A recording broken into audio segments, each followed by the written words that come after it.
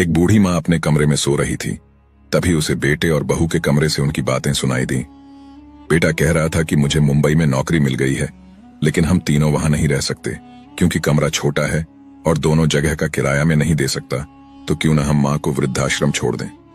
ये सुनकर बुजुर्ग माँ की आंखों से आंसू आ गए और वह सोचने लगी कि अभी 1 साल भी नहीं हुआ बेटे की शादी को और बहू ने उस पर अपना रंग चढ़ा दिया। तभी दूसरी ओर पति की बात सुनकर पत्नी बोली, नहीं, मैं और सासू माँ यहीं रहेंगे। मैं पढ़ी लिखी हूं, मैं बच्चों को ट्यूशन पढ़ाकर इतना तो कमा लूंगी कि अपना और माँ का गुजारा कर सकूं। और आपने तो बताया था कि माँ ने आपको लोगों के घरों में काम करके पढ़ाया था।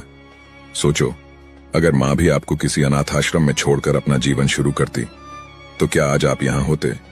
आप मुंबई में जब सेटल हो जाना तो वहां पर एक बड़ा कमरा ले लेना, तब हमें भी बुला लेना। वैसे भी माँ वृक्ष सामान होती है, वो सिर्फ छाया ही नहीं फल भी देती है। बहू की बात सुनकर माँ की आंखों में आंसू आ गए और उसे भी समझ आ रहा था कि उसे बहू के रूप में एक बहुत अच्छी बेटी मिली है।